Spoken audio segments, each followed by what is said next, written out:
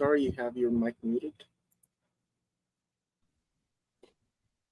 Is that better now? Yay. Yeah, we're good. Hi. Little technical difficulty, but we've got that ironed out. So welcome. Hi, this is E3 Live, and this is your go-to source for productivity tips and strategies. I'm Tori Eubanks. I'm a virtual assistant, and I help small business owners and entrepreneurs with the administrative pieces of their business. I can help you streamline your operations and processes, saving you time, money, and even your sanity. And today I'm joined with our panel of John Acosta and Christine Roberts-Kelly, and would love for the two of you to introduce yourselves and tell us a little bit about what you do. John, could you go ahead? Absolutely. So, well, everyone, thank you very much for being here. We really appreciate your viewership. I have two businesses. I have a digital marketing agency where we help businesses get highlighted, as well as a dance studio. So either of those two needs, we can go ahead and help you out. And Christine? Hi, everyone. Christine Roberts-Kelly with Intention Enterprises, and we help you reclaim your time in a different way than Tori does.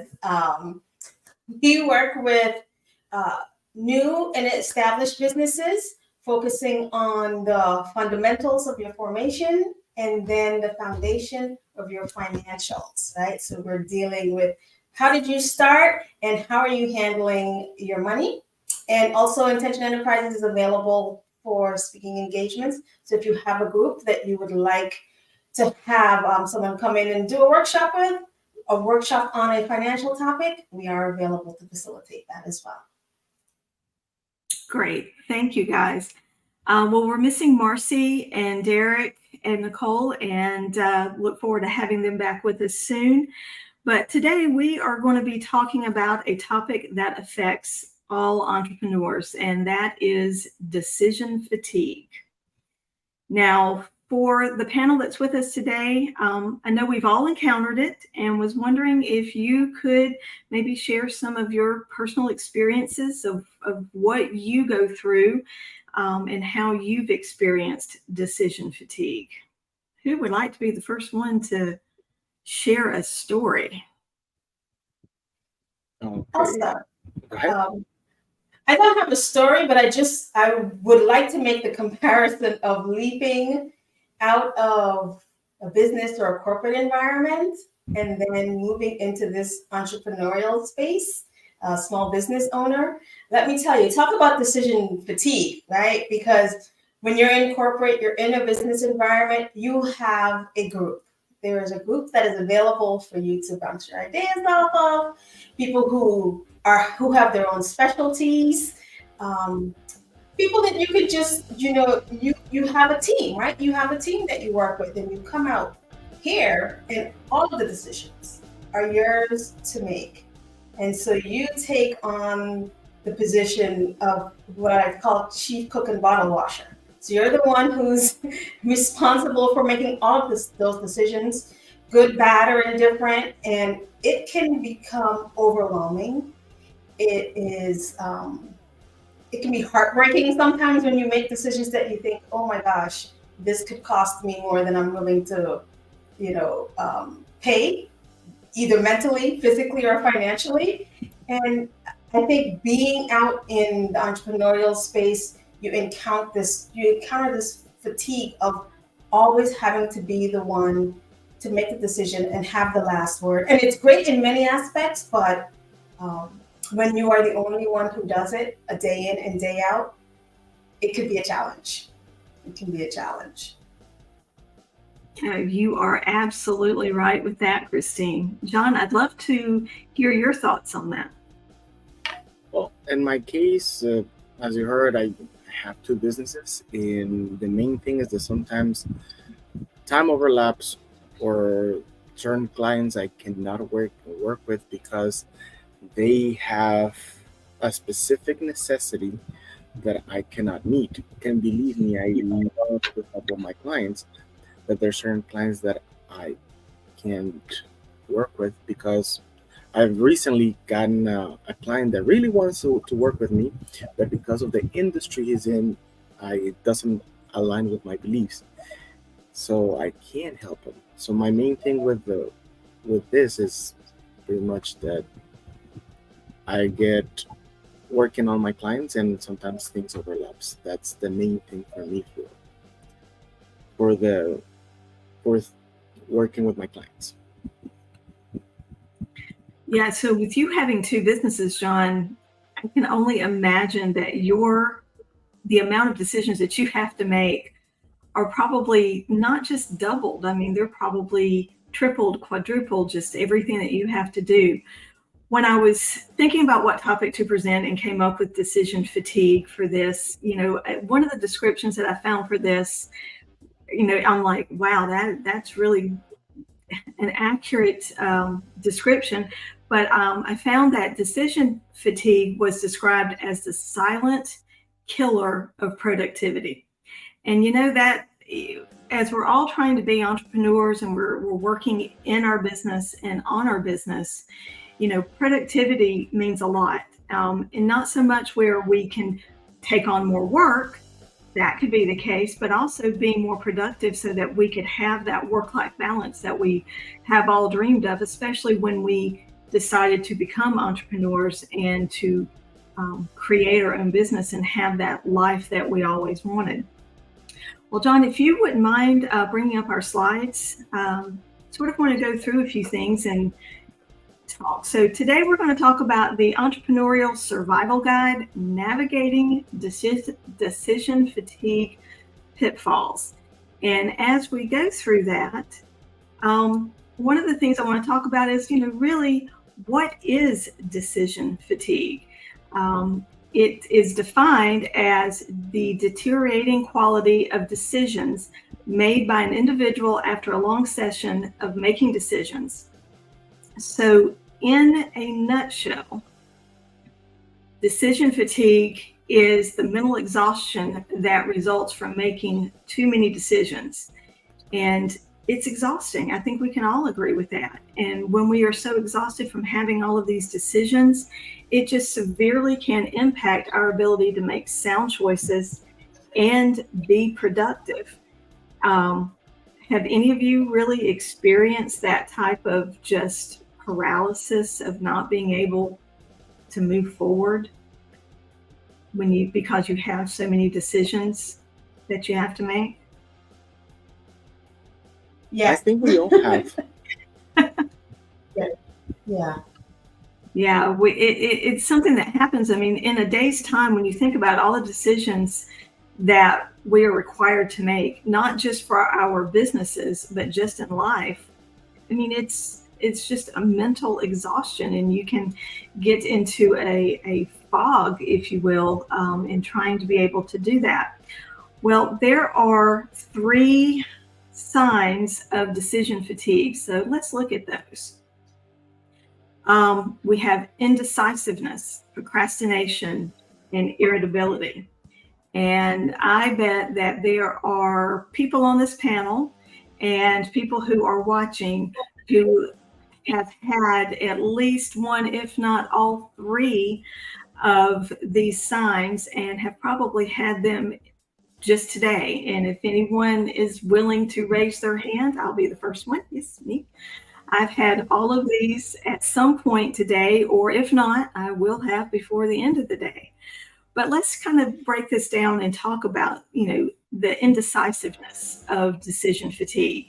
Those simple choices that would usually come very effortlessly to us, it's like second nature, but they leave us second guessing ourselves. Those things that we normally would know how to do because we make so many decisions, things such as deciding what restaurant we want to go to.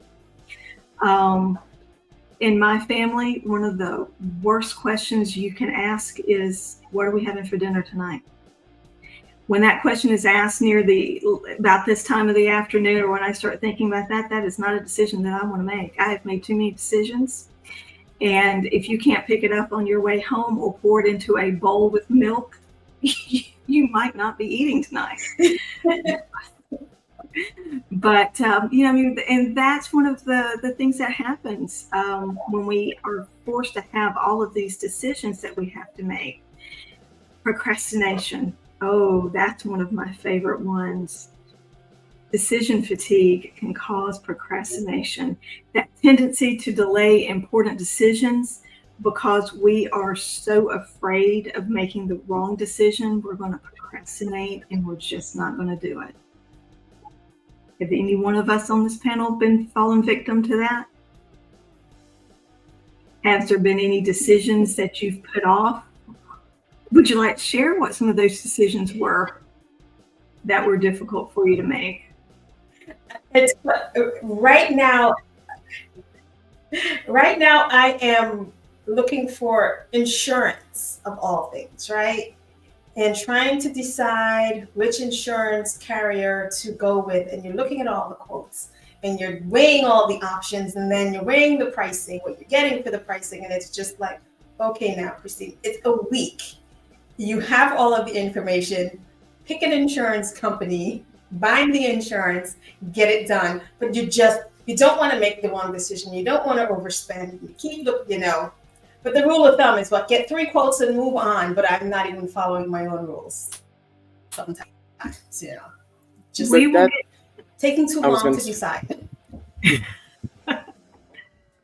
John, go ahead. I was gonna say one of the decision fatigues or that I think it kills us is that sometimes, like Christine said, she has a rule. And all of us business owners, we have rules. The issue is that we're really good at keeping them for our clients. We're horrible at keeping them for ourselves. So that I think it's one of the biggest things that gets us to procrastinate. And because we're like, yeah, I know this is what my rule is. And sometimes you're 1,000% right. And you still want to do it a different way. So yeah, that it falls under that category, especially when we're working with our clients. Do as I say, not as I do. So and there's always ways that we can learn to take care of that, not only for our clients, but also try and start applying those things for ourselves.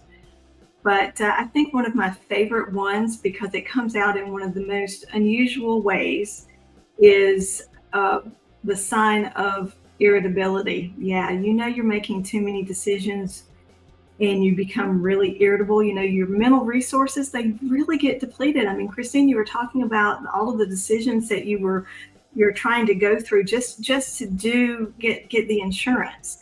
Has any irritability come out with any of that? Frustration on your part? Annoyance? Yes, I've had a few moments with the agents that I've worked with as far as what's taking so long. Why haven't I gotten the quote yet? Like, I've had some of those moments, and yet again, I have not. I've gotten the information, and I still haven't made the decision. It's terrible. It's terrible. Yeah, I mean, these things, they really do. They happen, and it can impact us in our business because you've not made that decision. You can't move forward. What are some other, and then that leads to, how is that stopping you from moving forward in other areas of your business?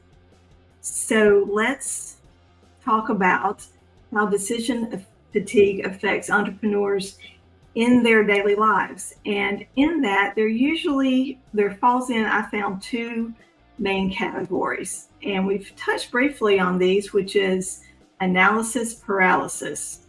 Oh, wow. I mean, you look at all of the information that we have to go through every day, not just for our clients, but just to be able to run our businesses effectively. We're constantly searching through data to help make our businesses strong. Christine, you spent so much time just working with trying to find the right insurance. John has been looking at specs. We were talking about this right before we went live for his new microphone and all of the things to look for that. We've got all of this information coming at us, and it can just really make us unable to make clear choices because there's so many choices we could choose from. So, one of the examples that I found was, spending hours, comparing marketing strategies, or for Christine, comparing insurance, different types of insurances. I mean, there's just so much out there that can cause us to have this decision fatigue. But as entrepreneurs, what we have to do is we have to get to a point where we realize when we are overanalyzing this data. And I know, Christine, you and I have had lots of conversations as we've been doing these E3 lives. For us in the group, I think you and I are the ones that could be tagged with overanalyzing. Do you think that would be a fair statement? It might be a fair statement. It might be. John, what about you? Do you ever fall into this analysis paralysis category? Believe me, more times that I can count. Well, what do you try and do to help yourself get out of that? Well, the thing is that sometimes you don't recognize your own analysis biases, but the second that I recognize, I go head on. I don't care about what's the consequence, because I mean, I do think a little bit of what could be the worst thing, and then I just jump head on. Because if you don't force if you don't face your fear, you're always going to be stuck. And that's true. Christine, do you have any words of wisdom you could share with us on what you do to overcome the analysis paralysis?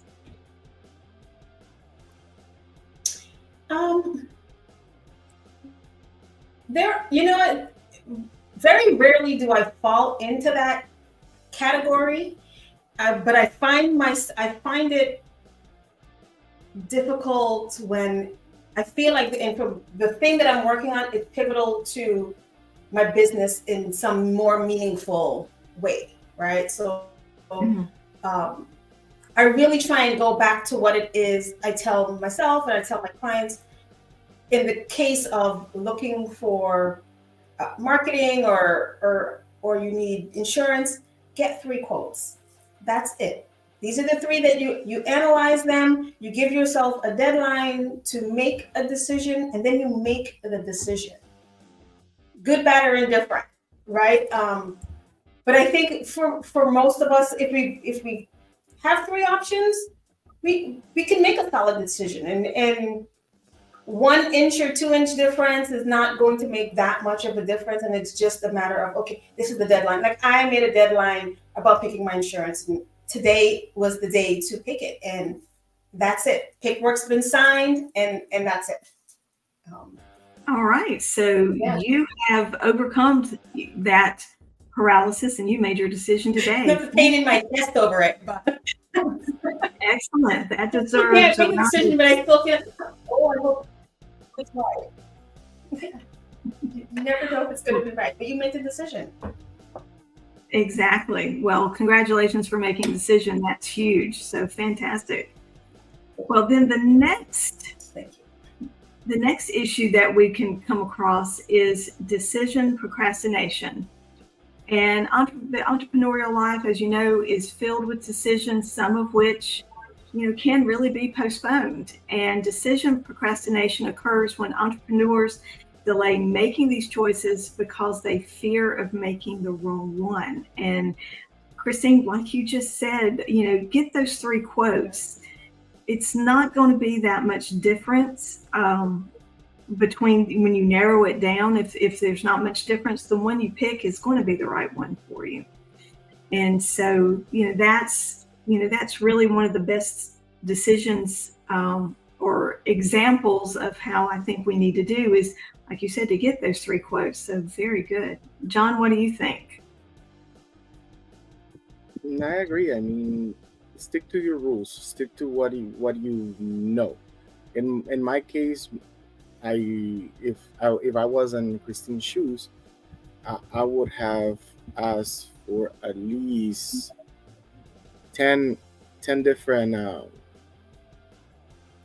quotes, but also knowing me, because this is the way that I work personally. I would start investigating what are the things in the policy that I must have, that I should not have, and that I'm really techie. I'm a geek at heart, so I will understand that, and then I will move forward. That's part of my analysis paralysis. So that's how I get stuck understanding every little things. Just like we were talking earlier about the microphone and all the tools that now I have for our show. It took me at least a good month before getting to decision and reading all the specs and things that I needed. But when you came down to it after, so But did I you give think your, once you narrow down the specs and the details, Oh yeah, once I narrow it down, it's just like I go straight for what I need. Because, for example, we were talking with Tori. Tori thought that I had to spend a lot of money on the equipment that now I have. And funny enough, this $40 setup, because that's all I spent, $40.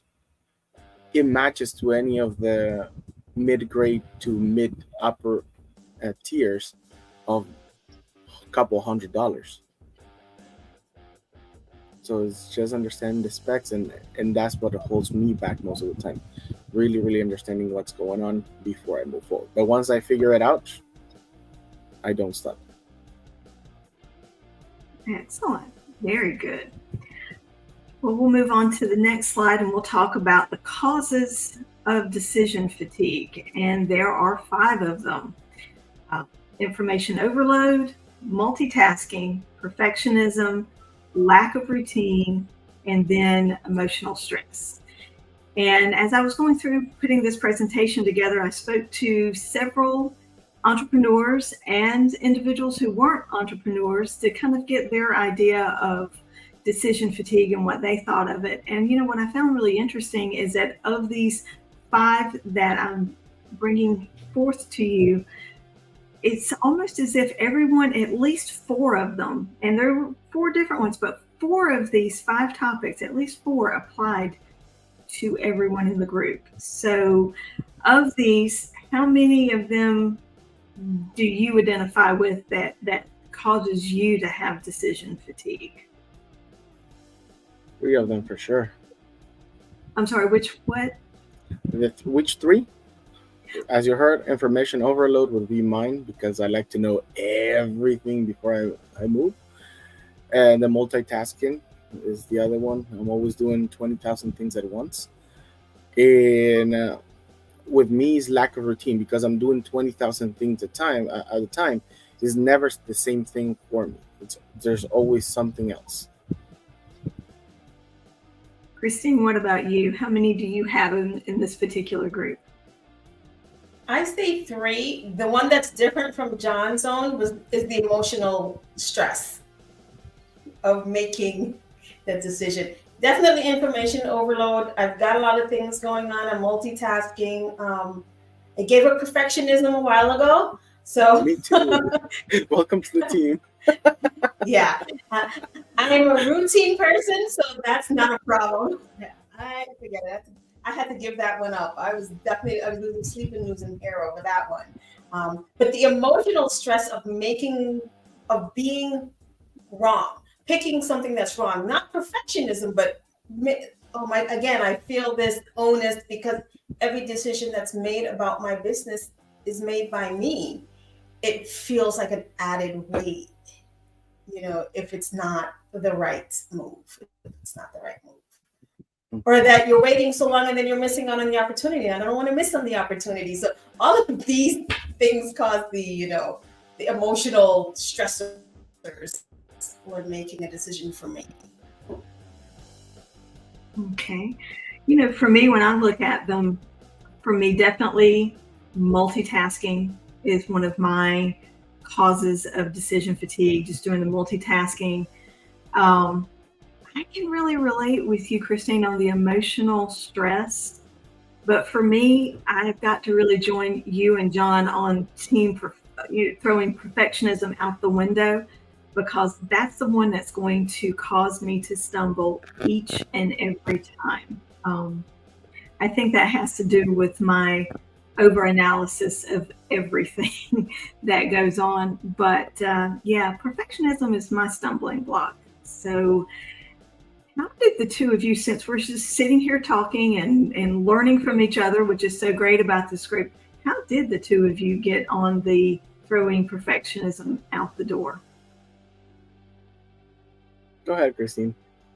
I I read, I don't remember where I read it. I was reading something, and it became the stressed upon the fact that if you're waiting for perfectionism, you'll never put anything out. The product will not move forward. Your services won't move forward. You just won't be able to move forward. You'll be stuck, and you'll always find something wrong.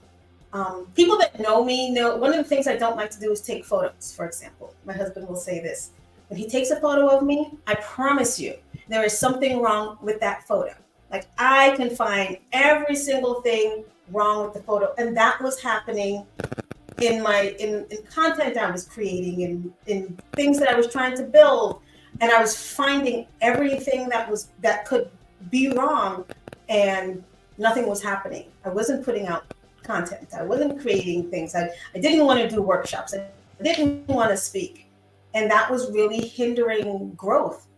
And that being my ultimate goal, growth, I had to decide, okay, am I willing to grow through the mess sometimes? Or am I going to wait to start until it's perfect? And that, I felt, was going to be the bigger downfall for my business in the long term, if I just kept waiting for it to be perfect in my eyes, not anybody else's eyes, because I didn't care what anybody else had to say about it.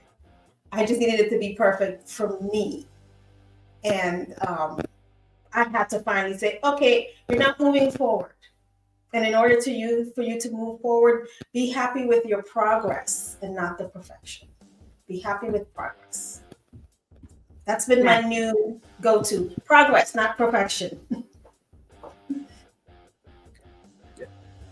That is a very good point. So, John, what are your thoughts on that? No, with me, it was just when I was getting started. I mean, when I decided that I wanted to be an entrepreneur, and I had these ideas in my head, and I was planning and planning and planning and planning and planning and planning and planning, and always waiting for everything to be perfect to launch it.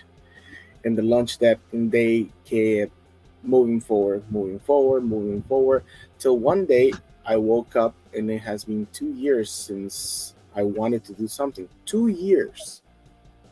And because it wasn't perfect, I was not presenting it to the world. A good friend of mine told me, John, you don't have a lack of resources, you don't have a lack of ideas, which would be an issue for an entrepreneur. Your issue is that you just keep thinking that everything should be perfect in order for it to work. And he showed me his business, and he showed me how many mistakes he had made in his first year. And I said, I could do a little bit better than that. And that's when I decided to say, perfectionism does not work for me. And it took me a while to overcome that way of being, because even after I realized, now I had to fight my own habits to break that habit away of having everything perfect. Yeah, and isn't that so true? I mean, we have to really just sit down and with ourselves and find out what our triggers are and what we need to be able to do to overcome them. So and you had that friend who was able to show you that with their business and give you confidence to move forward. So that's fantastic. So for the other things that we need to talk about, like with information overload, let's just sort of look at what the solutions are to that, because I know that will be something that somebody is going to have as one of their stumbling blocks. And with information overload, one of the solutions is just setting those boundaries on information consumption and focusing on the trusted and relevant sources that are available. So just like, John speaking to his friend who showed him the business, I mean, that was, a trusted source and was able to help him move forward. The next one is multitasking. And oh my goodness, aren't we all just guilty of trying to do all of these things at once? I love the graphic of that one person sitting at the desk, and don't you wish we had all of the hands? I mean, we've got like 2 and 3 monitors. Okay, John is the tech guy. How many monitors do you have? How many screens do you have? How many? 4 screens. Okay. So how many hands do you have? Are you like the person on the I use my feet sometimes.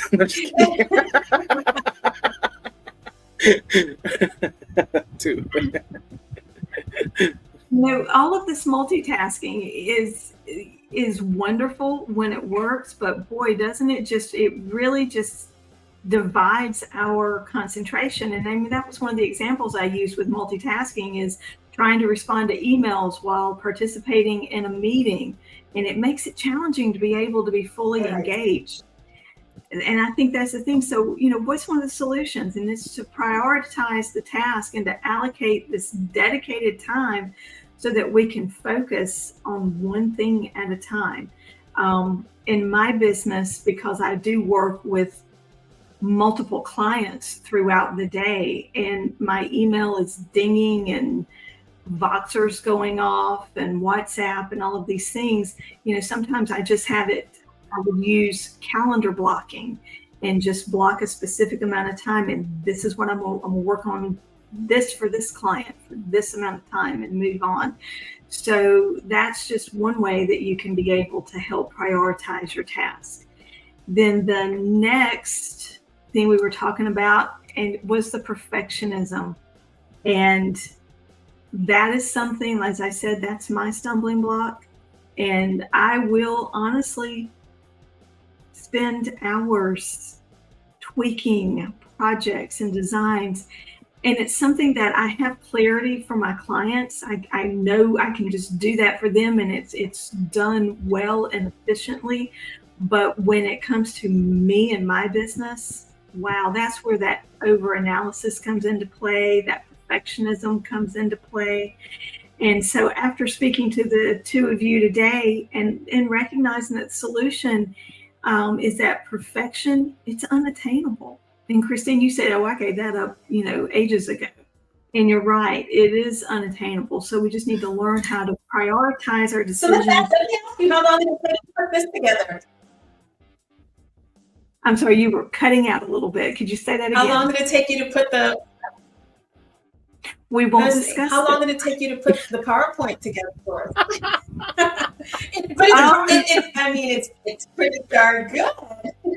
It's beautiful. Your presentation is gorgeous. Yes. Thank you. I will tell you this, that the part about spending hours tweaking, the tweaking was continuing to go on until John said, "Are you ready to go live?" And remember what I said? No, but let's do it anyway. So, yeah, I can put a presentation like this together for a client really quickly, but when it comes to myself, it takes me a little bit longer. So, but I'm learning to speed that process up a little bit and give myself boundaries, and using things like a Pomodoro timer and say, okay, I'm going to do 30 minutes. And after that, I'm getting up, and then I come back, and then I'm a little bit more refreshed and I can sit down and finish it up. So, yeah. Then the next thing is a stumbling block for others is a lack of routine. And John, you said that's something that you sort of stumble with, is not having routine. So for me, having an established daily routine that includes those regular breaks, I wish I could say exercise. I can't. It's on my to-do list. It doesn't happen. But being able to do those things with those daily routines, knowing what needs to be done and being able to check them off, really helps me be able to focus on other things instead of getting bogged down with, what do I need to do next? What do I need to do next? I've pretty much got my day planned, and I know when I start off in the morning, all the things that need to be done. So, John, how can we help you with this?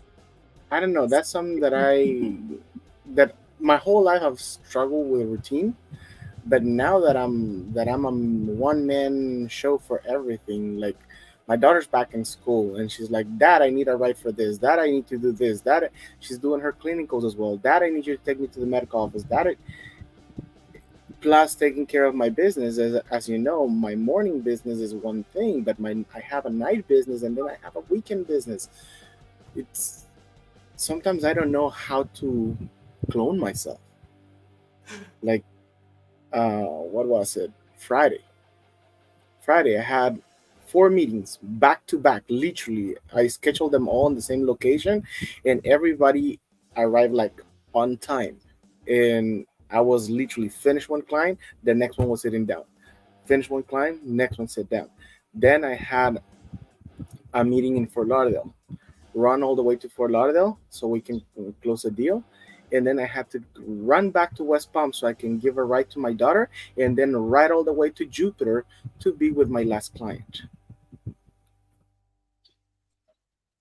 I don't know how else to split my time. Believe me, I wish I could Oh, have wow. like a set routine.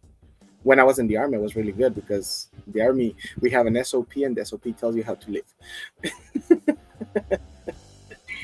Mentioning standard operating procedures, those SOPs, those are things that when you can create them in your business, wow, that really for me that helps me from having to decide, okay, what do I do next?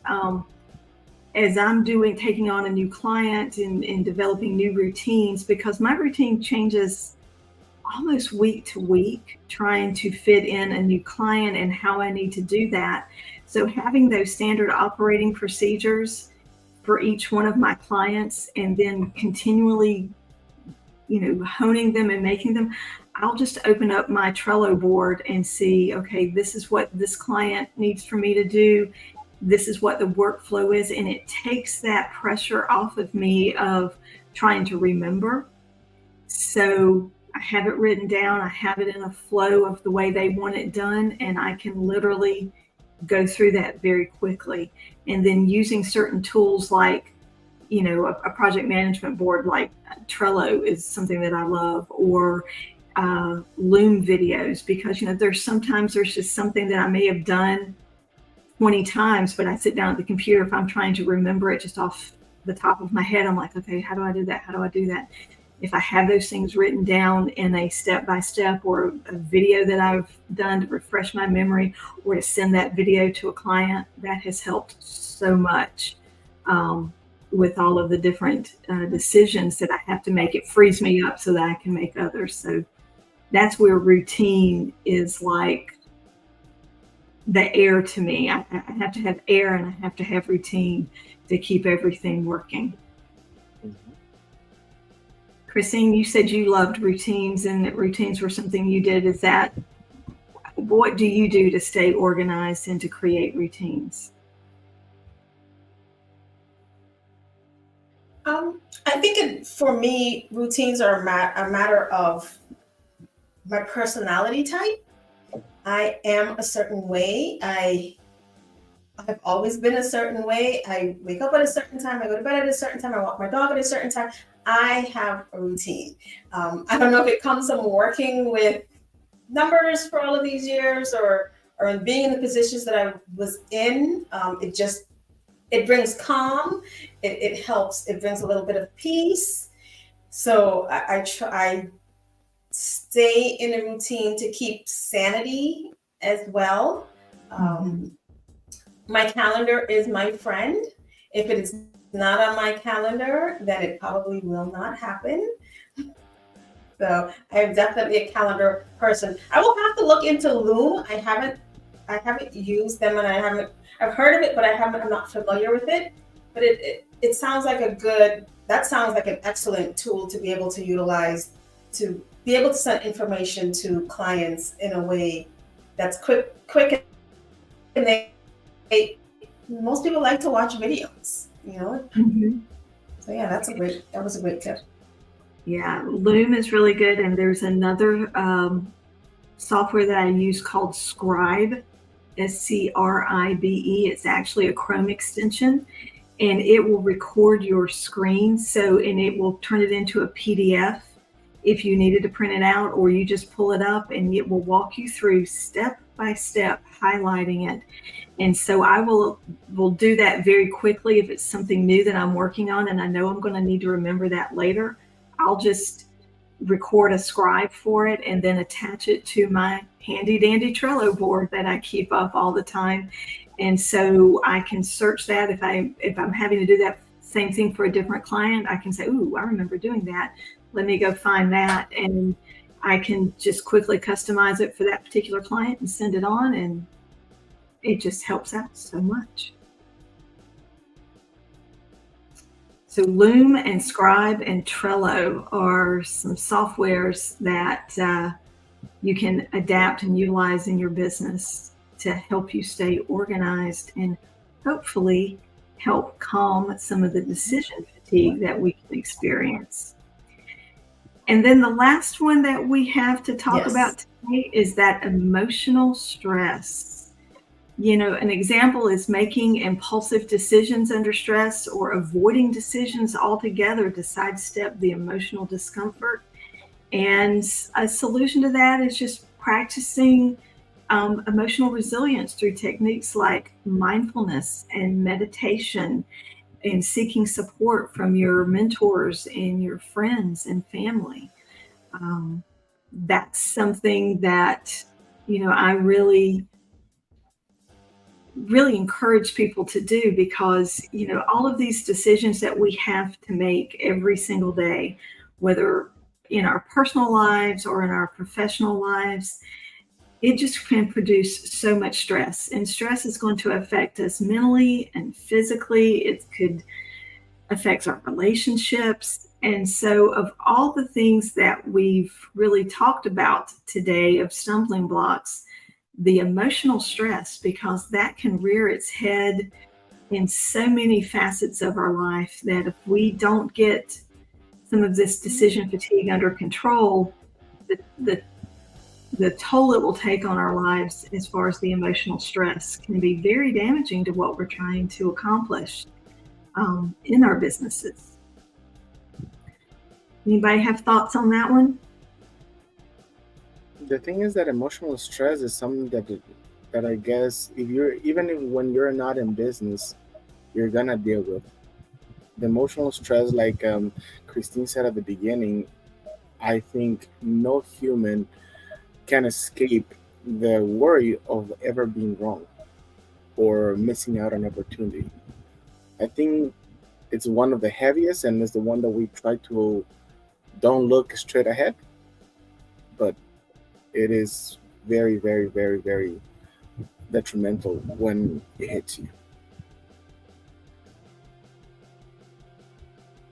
Yeah, the stress is very detrimental to the different areas of our life.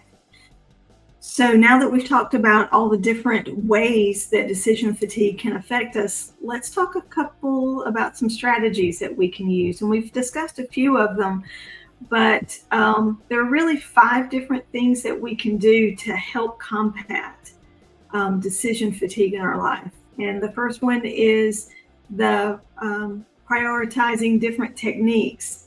We've talked about the Loom videos and the Scribe extension that we can put on our computers. You know, there's something, even the Eisenhower matrix. Has anyone ever heard of that, of how to do that? You know, it's really, I like simple. And so it's just a really simple framework that categorizes your task into urgent, important, non-urgent, and non-important. And it really just kind of helps you prioritize the things that you've got to get done during your day.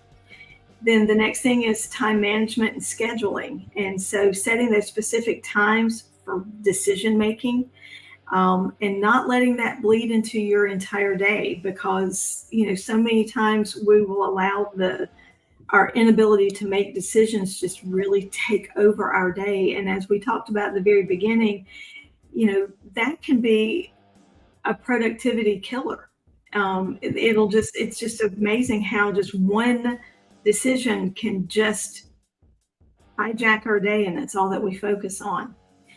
Then another way that we can combat decision fatigue is delegating our responsibilities, recognizing that we don't have to make every decision by ourselves, and delegating some of those tasks to a trusted team member or partner or virtual assistant is always a good thing to do. And then automating your routine decisions. Using some of those things like having a Trello board and keeping SOPs, those standard operating procedures, having those tools and systems in place that will just help make our life a little bit easier, such as using filters on our emails or using social media software to create our posts, getting them scheduled in advance.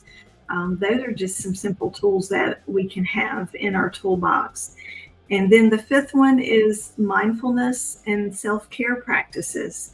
And just it's important to take those regular breaks. How many days do we come to at the end of the day that we've just sat at our computer all day and we've been working for those clients, we've been working on those projects, and we realize that we didn't take a break, we didn't eat lunch. It is time for dinner. And that bowl of cereal is going to have to get filled for the family to be able to eat. And then that irritability when you get angry at the end of the day. So just having those things that we need to make sure that we're taking care of ourselves during the day. And if we incorporate all of this, and they're really simple steps, but just being mindful of all of the things can really help us in combating our decision fatigue. Well, that's really all that I have for us today in talking about decision fatigue. But you guys have been wonderful in sharing your ideas and strategies. Is there anything else that John, Christine, that you'd like to add to all of this? I think your presentation has been amazing, and it has taken us through the stages that we as business owners go through every time we make a decision. It's important what you mentioned at the end, the self-care practices. I think is the most important part, because we can learn how to prioritize. We can learn. Well, most people can learn. I'm still learning how to time manage. I'm really good at delegating, but we can learn all those things. But the self-care, it's the most important. There's many people that I know that are business owners that have health issues because they don't take care of themselves. They take care of everybody. Everybody's taken care of, but the business owner. And I think that's usually the situation with most really good business owners. They're watching over the entire staff, everybody that works with them, but they're not taking care of themselves. Yeah, that's really true. And most businesses, what are the statistics? I know Christine probably knows this off the top of her head, but new businesses starting out usually fail within the first 3 to 5 years. Yes. And so, with that, if we're not taking care of ourselves, then that's just going to affect our business. And we don't want to end up in that statistic of our businesses not making it to that 3 to 5 year mark. We want to make sure that they last many years past that. Yep. So with that, I want to thank everyone who's tuned in and who will be tuning in. And we look forward to seeing you at our next live. Yeah. When Christine has a little thing that she would like to let us know, she has an event coming up. Please go ahead, fill us in, Christine. Yes, so if you are in Palm Beach County or the Tri-County area here in Florida, Palm Beach, Broward, Dade, I will be participating in what we're calling a stress buster workshop. My portion will be how to take the stress out of finding your bookkeeper and getting ready to hand off that information to someone else to take care of. It will be on Wednesday, October the 4th from 5:30 to 7:30. at the Total Wine in Boynton Beach, 850 North Congress Avenue. I'm telling everyone, come for the wine tasting and stay for the information. It will definitely be worth your time. That is right. And me that I've been at Christine events, they're all amazing, and you get to meet great people. So take advantage of networking as well. Mhm. And now for me, I'm just gonna leave you with a little commercial, and then after that, we'll join you all to say goodbye. Do you want to learn how to dance salsa and bachata? Well, now's your chance. We have 2 locations in Lake Worth and Commercial Boulevard in Florida. The first class is complimentary. All you have to do is sign up now. So if you have any questions about how to sign up for dance lessons, feel free to reach me, send me a DM. You can find us at Soul Entertainment Art, and we look forward to seeing you all soon. Goodbye. Bye-bye. Thank you.